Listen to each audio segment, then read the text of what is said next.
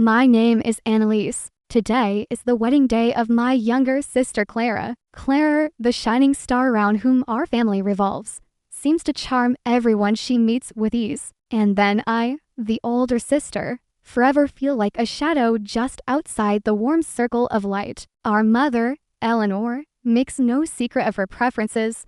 Clara is her pride, while I seem to be a constant, inferior disappointment. Our father, Arthur, is a kind man, but his kindness rarely translates into action. He avoids conflict.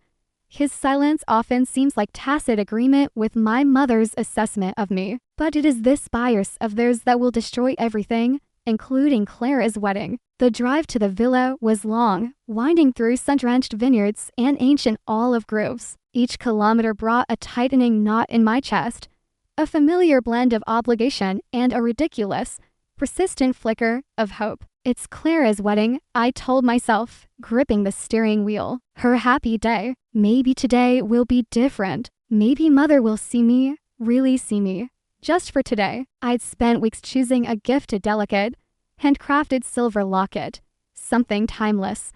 Something I hoped conveyed a sisterly affection I struggled to express otherwise. I practiced my smile in the rearview mirror, aiming for sincere warmth, not the brittle politeness that often became my shield. The villa itself was breathtaking, old stone draped in ivy, manicured gardens spilling over with roses, the distant shimmer of the sea. Soft strains of classical music drifted on the warm air. Liveried staff directed parking with quiet efficiency. It was the picture of European elegance, a fairy tale setting for my sister's fairy tale wedding. But stepping out of the car, the sheer grandeur felt less like a celebration and more like an elaborate stage set designed to highlight my own inadequacy, my feeling of being perpetually out of place. Inside, the air hummed with expensive perfume, muted chatter, and the clinking of glasses. Guests in silks and tailored suits mingled beneath ornate ceilings. I scanned the reception hall,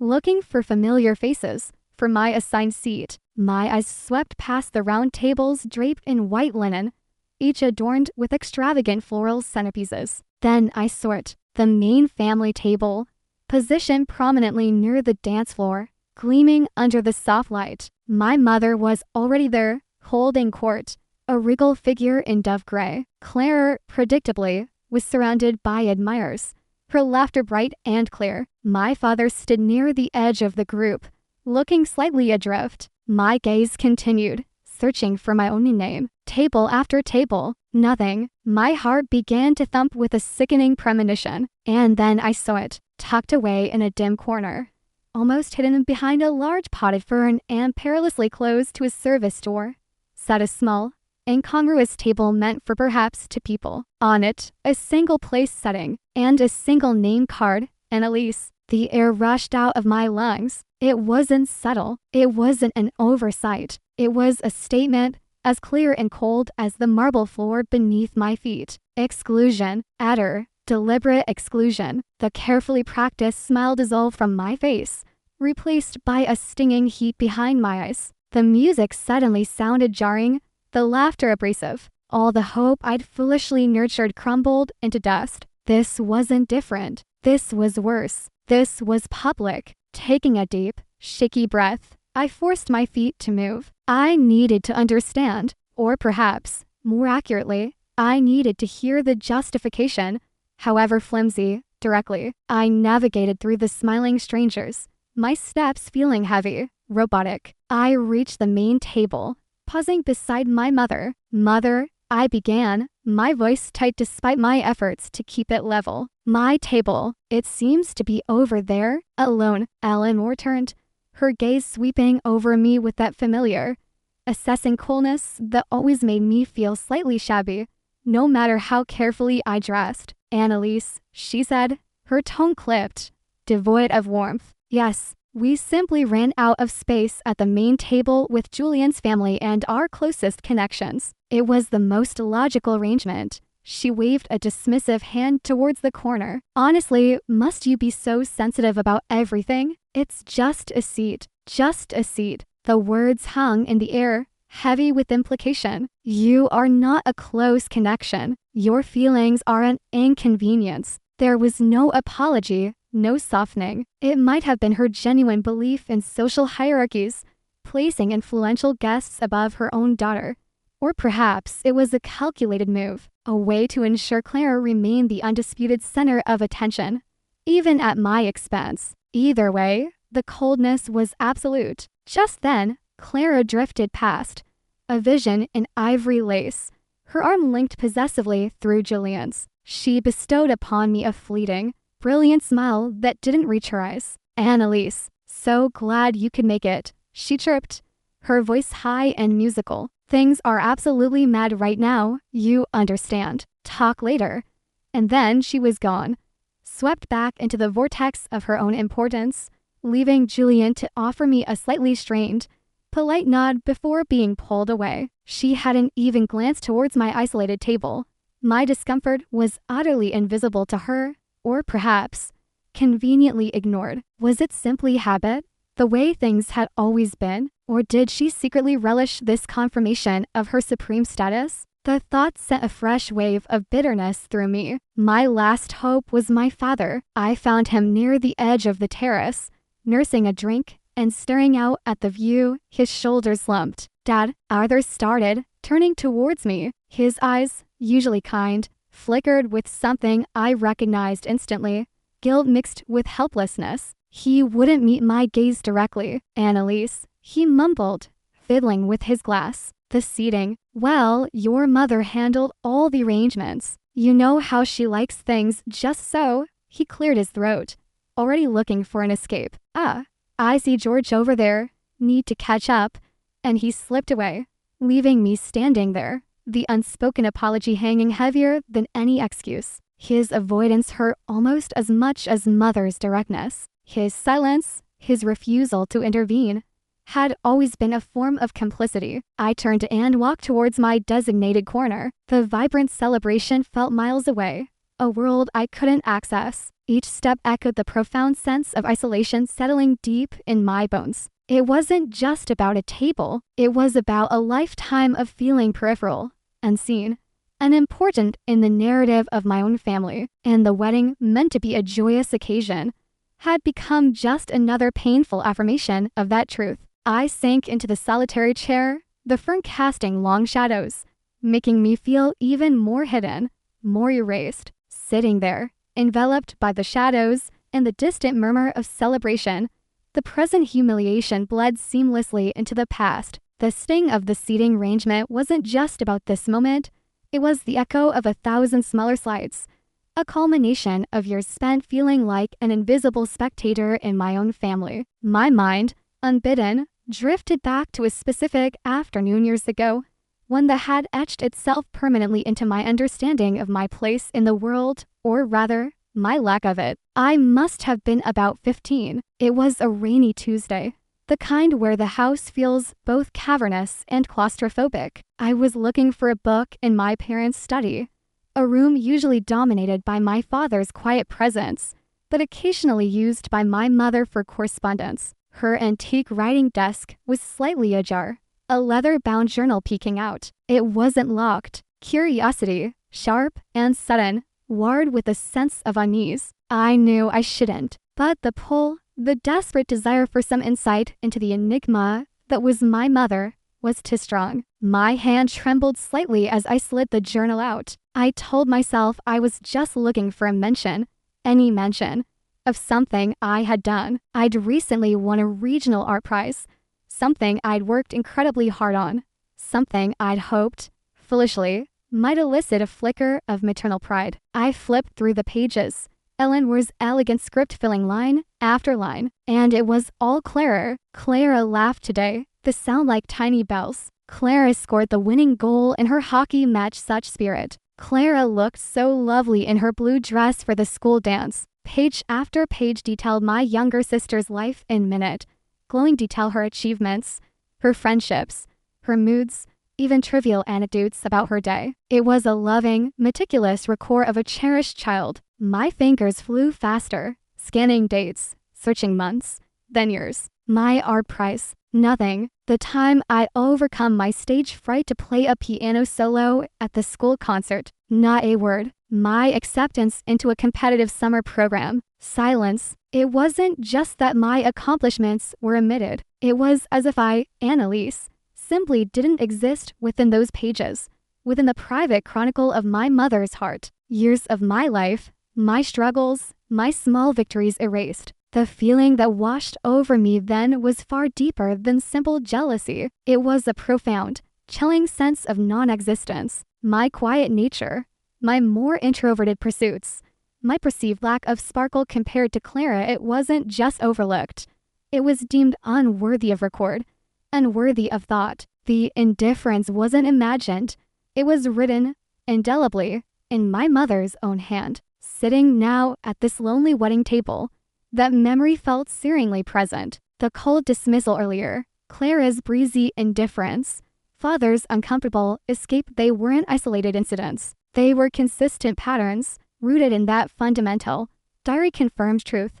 In my mother's eyes, and by extension, in the family dynamic she orchestrated, I was negligible. The pain wasn't just her pride, it was the agony of being unseen, and heard, and valued by the very people who were supposed to love you unconditionally. This wedding, this table, was just the latest, most public entry in a journal I couldn't access, but whose contents I knew by heart. A knot of old anger tightened in my chest, mingling with the familiar ache of helplessness. I wasn't just sensitive, as mother claimed. I was wounded, and the wound had just been deliberately poked. I traced the rim of my untouched water glass, the festive music now a mocking counterpoint to the desolation inside me. I was trying to compose myself, focusing on the intricate pattern of the damask tablecloth, attempting to regulate my breathing, when a gentle voice startled me. "Excuse me, are you Annalise?" I looked up.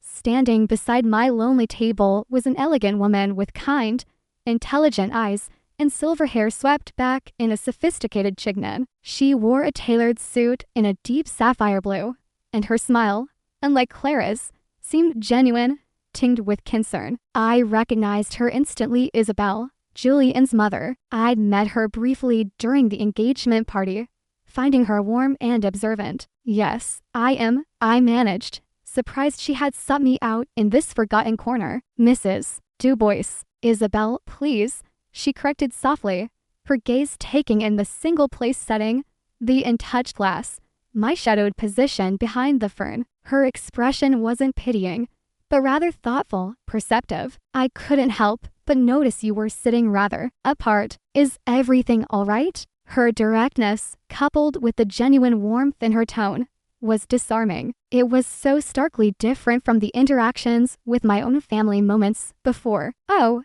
I'm fine, thank you," I lied automatically, the habit of minimizing my own discomfort deeply ingrained. Just enjoying a quiet moment before the main events. Isabel didn't press immediately. She simply nodded, her eyes lingering on my face for a moment longer than necessary. "It's a beautiful wedding," she remarked, gesturing vaguely towards the main hall. "Claire looks radiant. She and Julian make a striking couple." "Yes, they do," I agreed, the words feeling hollow. "Weddings are such complex affairs, aren't they?"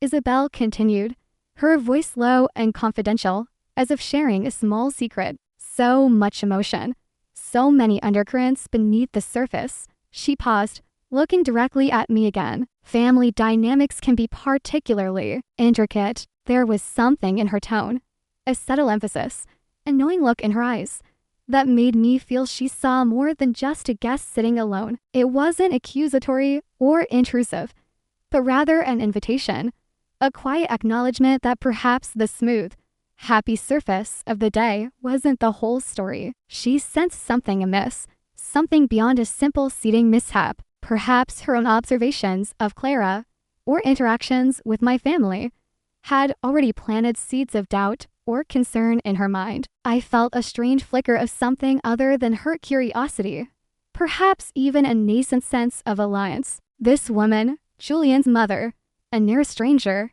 was showing me more consideration in these few moments than my own family had all day. The polite small talk felt charged with unspoken meaning. Her unusual interest, her perceptive gaze, made the air around my secluded table suddenly feel less desolate, more significant. It felt as though this quiet encounter wasn't accidental, that something more was unfolding, something I hadn't anticipated. I met her gaze, a silent question forming in my eyes. What did she know? What did she suspect? Just as Isabel and I exchanged that look, heavy with unspoken questions, I saw Julian approaching, not towards the main table where his bride was laughing, but towards us, towards my hidden corner. My first thought was that he was coming to smooth things over, perhaps offer a belated, awkward apology for the seating. But one look at his face dispelled that notion. He looked nothing like a happy groom. His jaw was tight,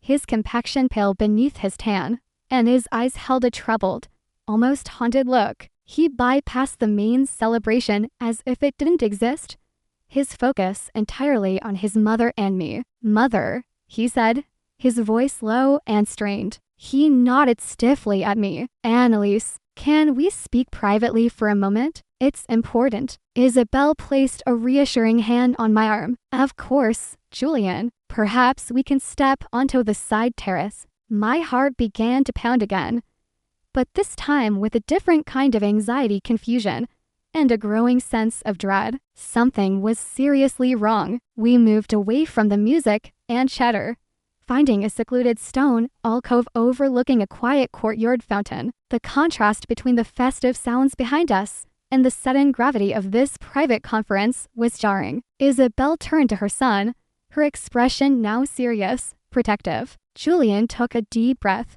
running a hand through his hair, a gesture of profound stress. They stood there for a moment, a silent communication passing between mother and son. It was clear they were wrestling with a difficult decision, and somehow I had become part of it. Isabel spoke first, her voice gentle but firm, addressing me directly. "Annalise, forgive us for drawing you into this on what should be a happy day for your family, but we find ourselves in a complicated situation, and we believe you deserve to know the truth, especially given everything." Her eyes held a mixture of apology and resolve. She clearly wanted to protect her son, but there was also a sense of principle, of needing to act on something she perceived as fundamentally wrong. Julian looked at me then, his gaze direct, pained. "Annalise, I know this is difficult to hear. I loved Claire, I thought I did, but I've discovered some things that make it impossible for me to go through with this marriage." My mind reeled. Impossible? What could be so terrible? What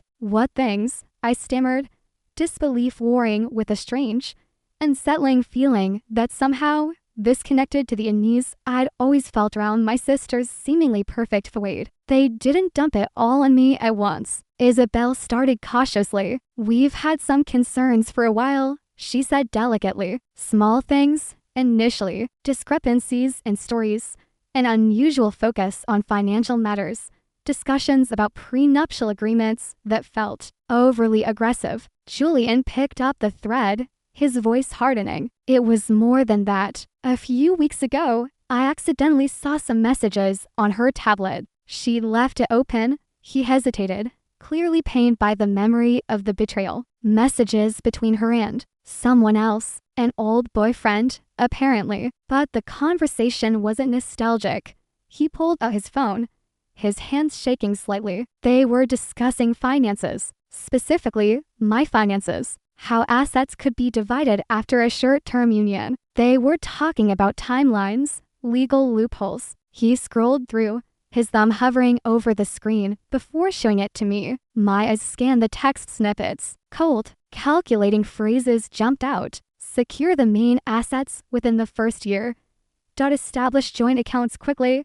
Double quotes. His family trust is the main target. Double quotes. Divorce proceedings initiated before Q3. It was clinical, ruthless. It wasn't just idle chatter. It looked like a plan, a cold, predatory plan wrapped in the disguise of love and marriage. A wave of nausea washed over me. "No," I whispered, shaking my head. "Claire wouldn't. That's my sister." But even as I said the words, a deeper part of me recognized the pattern. Clara's charm had always had an edge, a self-serving undercurrent I'd sensed but never fully acknowledged. Her relentless focus on status, her casual manipulation to get what she wanted, my mother's blind adoration enabling her every whim. It all clicked into place with horrifying clarity. The evidence on the screen resonated with years of unspoken observations, years of feeling that Clara's world revolved solely around her own desires. My personal pain, the sting of the seating arrangement, the weight of the diary suddenly felt small, almost petty, compared to this. This wasn't just about favoritism or neglect. This was to see on a grand scale. My family, or at least my mother and sister, weren't just indifferent to me. They might be complicit in a scheme to defraud Julian and his family. A cold fury began to replace the hurt. I wasn't just the overlooked sister. I was potentially a pawn, or at least collateral damage, in a much darker game. She planned this, I asked, my voice barely a whisper, looking from the phone screen to Julian's anguished face, then to Isabel's steady, concerned gaze. Julian nodded grimly. It appears so. All of it, the whirlwind romance, the pressure for a quick wedding. His love had been shattered, replaced by the sickening realization of betrayal. He needed proof. He needed allies. And looking at me, he perhaps saw someone who, despite family ties, might value honesty. Isabel added quietly, we couldn't, in good conscience, let this wedding proceed knowing this, Julian and Annalise. We felt you had a right to know what kind of person your sister truly is and what your family might be tacitly supporting. The pieces clicked together, forming a devastating picture. The beautiful wedding, the radiant bride, the happy family. It was all a facade, concealing a calculated plot. The tension was no longer just my internal struggle.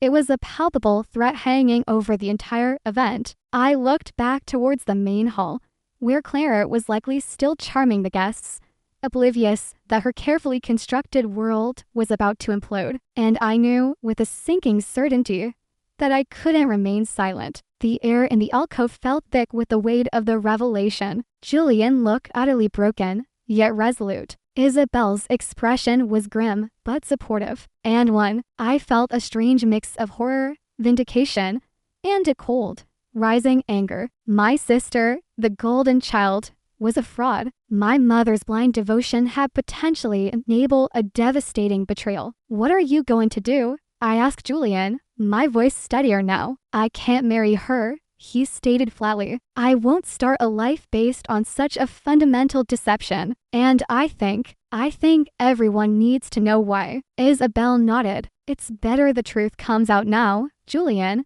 before legal ties bind you to this. She looked at me. Annalise, we understand this puts you in an impossible position. You don't have to be involved. But I did. Staying silent felt like condoning the lie, like accepting the role of the invisible, complicit sister they had always treated me as. My own hurt suddenly found a focus, a purpose. No, I said quietly but firmly, she needs to be confronted. What she's done, it's wrong. I gave Julian a small, decisive nod. It wasn't about revenge for my own slights.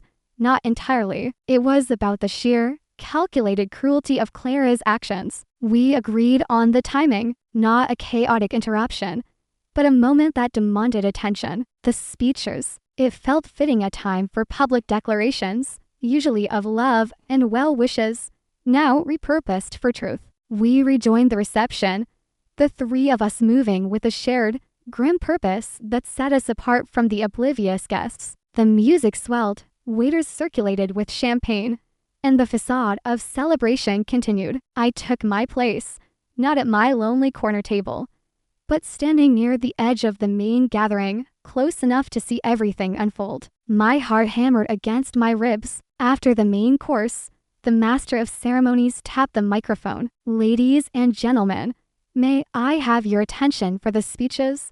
A polite hush fell over the room. Clara beamed, preening slightly, adjusting the veil she hadn't yet removed. My mother looked on, radiating maternal pride. My father fidgeted with his tie. Clara's father spoke first, a rambling, affectionate toast. Then, It was Julian's turn. He walked to the microphone, not with the beaming smile of a groom, but with a somber gravity that immediately shifted the mood in the room. Isabel stood near him, a silent pillar of support. He began conventionally enough. Thank you all for being here today to celebrate what was supposed to be the happiest day of my life. His voice was steady, but laced with an undercurrent of pain. I thought I had found true love, a partner to build a future with, based on honesty and trust. He paused, his eyes finding Clara's in the crowd. Clara smiled back, perhaps mistaking his seriousness for emotional depth. But I've recently discovered, Julian continued, his voice gaining strength, that the foundations of this relationship, the very premise of this marriage, were not built on honesty. They were built on deceit. A shocked murmur rippled through the guests. Clara's smile faltered, confusion flickering in her eyes. My mother, Eleanor, stiffened, her face clouding over. Julian, what is the meaning of this? Eleanor demanded sharply, starting to rise from her seat. This is hardly the time or place. On the contrary, Mother, Julian cut her off, his tone respectful but firm, addressing her directly before turning back to Clara. This is precisely the time and place. Clara, he said, his voice dropping, filled with the raw hurt of betrayal. I know about your plans, your discussions about my finances, your intentions for a short-term marriage designed to secure assets. Clara gasped, her face draining of color. Julian, how dare you? That's absurd. You're mistaken. She tried to laugh it off, a high-pitched, brittle sound. Wedding nerves getting to you. Am I mistaken? Julian held up his phone. The screen illuminated. Am I mistaken about these messages? About planning an exit strategy before we even began? He didn't read them aloud, but the implication was clear. He held the proof. Clara stared at the phone, then back at Julian, her eyes wide with panic. The mask of the radiant bride shattered completely. You spied on me, she stammered, shifting tactics. This is unbelievable. Eleanor surged forward. Julian, stop this at once. You are ruining my daughter's wedding day. How could you listen to such baseless accusations? Her instinct was immediate, absolute. Protect Clara. Attack the accuser. Belief didn't factor into it. Shielding her favored child was paramount. Baseless, Julian's voice was cold now. Ask her, Eleanor. Ask your daughter about her correspondence with her ex-lover about securing my family's trust fund. All eyes swung to Clara, cornered, exposed. Her composure dissolved into ugly fury. It's lies, she shrieked, her voice cracking. He's making it up. And you, her venomous gaze landed on me. Standing silently at the edge. You're behind this, aren't you, Annalise? You've always been jealous. You poisoned him against me. You conspired with them. The accusation, so predictable, so baseless, barely stung. It was the desperate flailing of someone caught red-handed. Julian ignored her outburst, his voice ringing with finality through the stunned silence. There will be no marriage today, he announced, his gaze sweeping across the shocked faces of the guests. I cannot, and will not, marry a woman who planned to deceive and defraud me from the very beginning. This wedding is cancelled. The words hung in the air like a death knell. The beautiful illusion shattered instantly, replaced by a raw, ugly reality. Gasps, whispers, shocked stares. The fairy tale had imploded. Clara stood frozen for a second, her face contorted with disbelief and fury, before letting out a choked sob.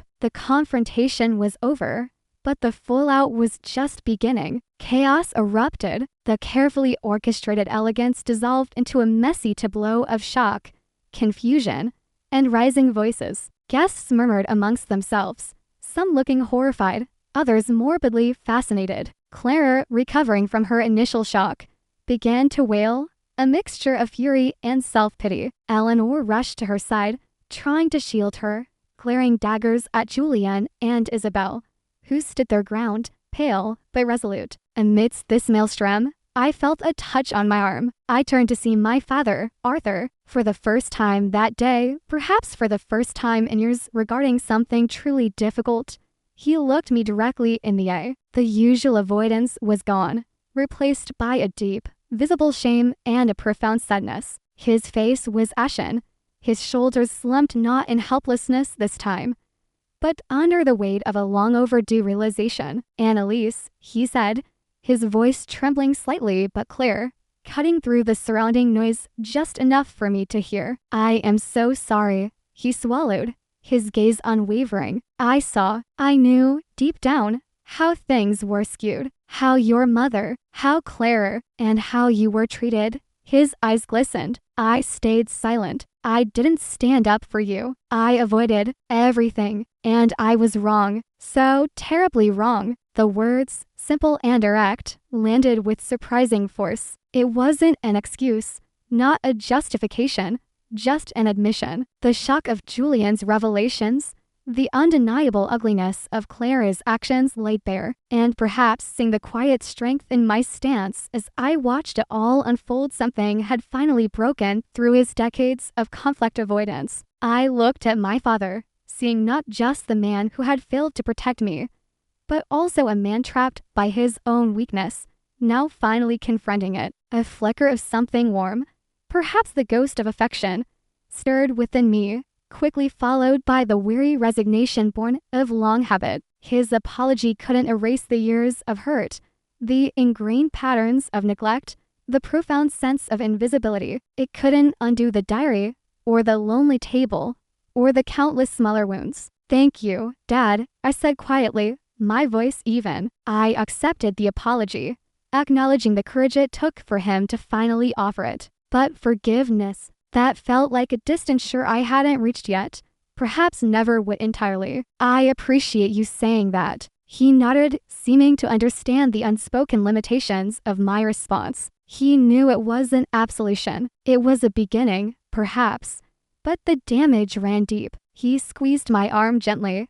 a gesture of support that felt decades late, but sincere nonetheless, before turning back towards the escalating drama surrounding his wife and younger daughter. His expression now etched with a weary resolve I hadn't seen before. His belated apology didn't change the past, but it subtly shifted the landscape of the present. It acknowledged my pain, validating it in a way his silence never could. It was a small crack of light in the wreckage of the day. While my father's quiet apology offered a moment of unexpected connection, the central drama continued its catastrophic spiral. Clara, realizing the finality of Julian's decision and the public nature of her exposure, completely lost control. The calculated charm vanished, replaced by raw, unfiltered desperation and rage. You can't do this, she shrieked at Julian, her voice shrill, tears streaming down her face, ruining her perfect makeup. I love you. This is all a misunderstanding. It's her fault. She pointed a shaking finger at me again, her face contorted. Annalise, she twisted everything. She's always wanted to ruin my happiness. When Julian simply looked at her with a mixture of pity and disgust, making no move to retract his words, her fury escalated. She turned on the guests, her voice rising hysterically. Why are you all looking at me like that? Don't you believe me? He's lying. They're all lying. Eleanor tried desperately to regain control, attempting to pull Clara away, murmuring soothing platitudes that fell on deaf ears. Clara, darling, calm down. Let's go somewhere private. We can sort this out. But Clara wouldn't be soothed or moved. She wrenched her arm free from her mother's grasp. No, I won't hide. He ruined everything.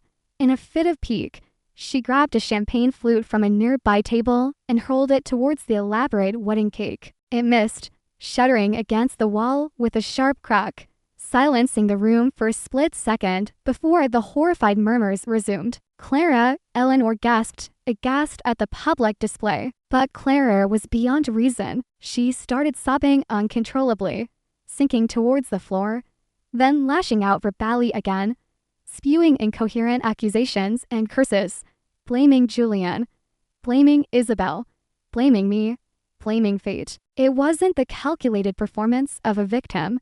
It was the ugly, unraveling tantrum of someone whose meticulously crafted world had just imploded, revealing the rotten core beneath. The guests watched, transfixed and appalled. Any lingering sympathy for the jilted bride evaporated in the face of her behavior. Her downfall was swift, total, and entirely self-inflicted. The beautiful, charming facade had crumbled, exposing the grasping, manipulative person beneath. It wasn't satisfying in a gleeful way. It was profoundly sad, pathetic even, but it was also undeniably just. The consequences of her deceit were playing out in real time, under the horrified gaze of everyone she had sought to impress. Eleanor, usually so composed, looked frantic, her face pale with humiliation and desperation as she struggled to manage her hysterical daughter. My father stood nearby, his expression pained, but resolute, making no move to defend Clara's behavior, only watching the scene unfold with a terrible clarity. The grand European villa, moments before a stage for a fairy tale wedding, had become the backdrop for a humiliating public meltdown. The deceiver was paying the price, and it was a steep one. The disastrous wedding felt like a watershed moment, shattering the fragile pretenses that had governed our family for years. In the days that followed, a heavy silence hung in the air, punctuated only by strained phone calls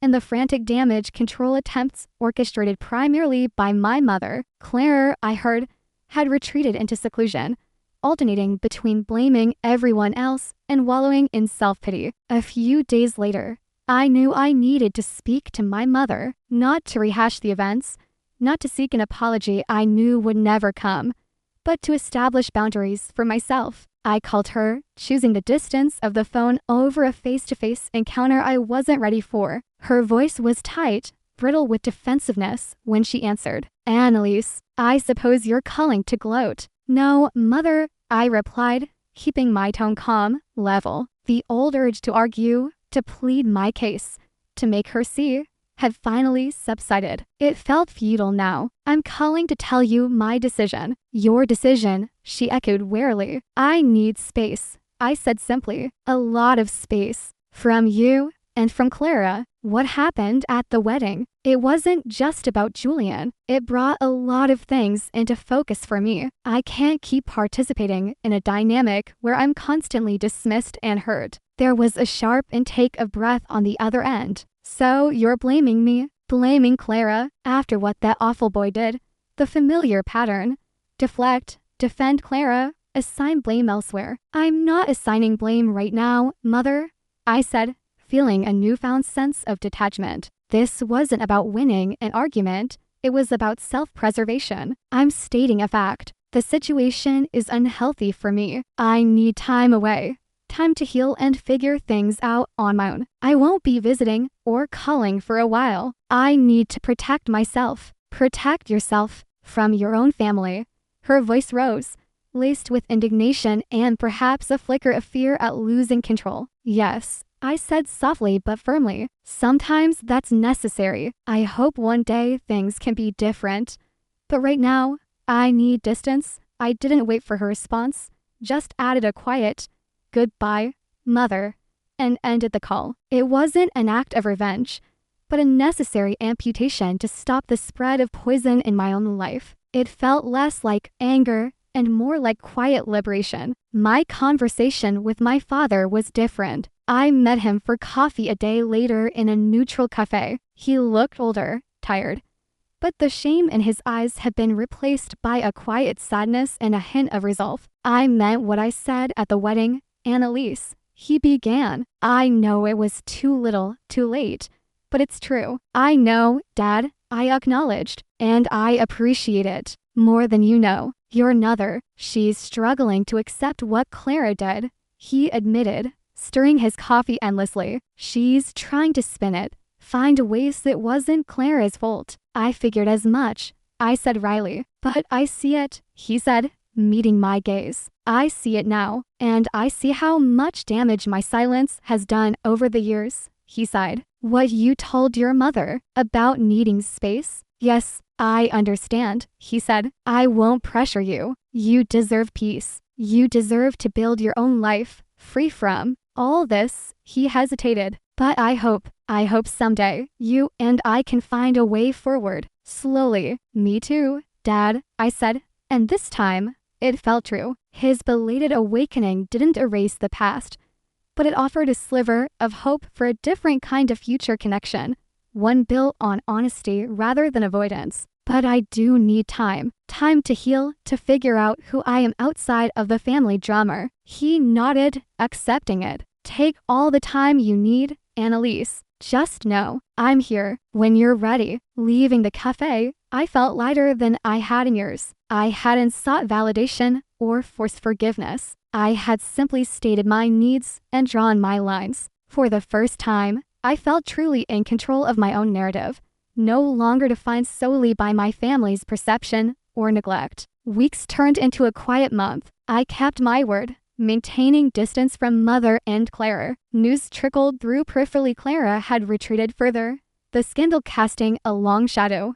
Mother was maintaining a brave, brittle front to her social circle. My father called occasionally, short conversations where we carefully navigated neutral territory, slowly building tentative bridges over the wreckage of the past. He didn't push, didn't pry, simply checked in, respecting the boundaries I'd set. I found myself breathing easier. The constant, low-level anxiety that had been my companion for so long began to recede. Without the daily exposure to the familiar dynamic of dismissal and favoritism, I started to see myself more clearly, not as the lesser daughter, but simply as Annalise. My art, long neglected, called to me again. I spent hours sketching in my small apartment, losing myself in lines and shadows, rediscovering a part of myself I had allowed to atrophy under the weight of family expectations. One crisp autumn afternoon, I found myself walking through a park, leaves crunching underfoot,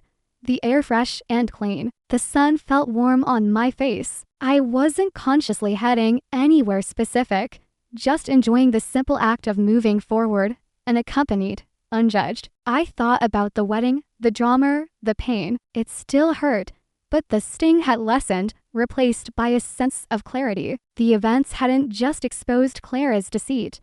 They had exposed the unhealthy foundations of our entire family structure, and in doing so, they had inadvertently set me free. Free from the desperate longing for my mother's approval, free from the shadow of my sister's brilliance, free from the suffocating weight of unspoken resentments. Isabel had called once, a week after the wedding, expressing her sympathy for my difficult position and her gratitude for my quiet support of Julian. We spoke briefly, a connection forged in shared honesty. Julian, she'd said, was starting to heal, focusing on his work, grateful to have escaped a disastrous future. As I walked, I noticed the late afternoon light filtering through the golden leaves. It was beautiful, peaceful. I wasn't entirely healed. Deep wounds take time, but I felt a sense of calm resolve I hadn't known before. My future wasn't about seeking validation from others anymore. It was about building a life based on my own values,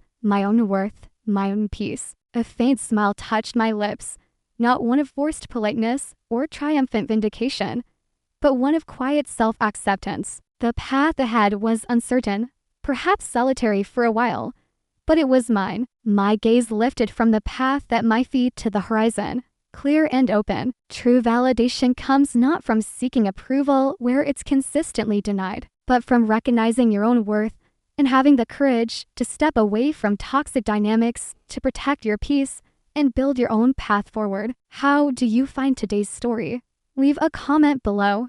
If you like this video, please like and share. Especially don't forget to subscribe to the channel so you don't miss our interesting and exciting stories.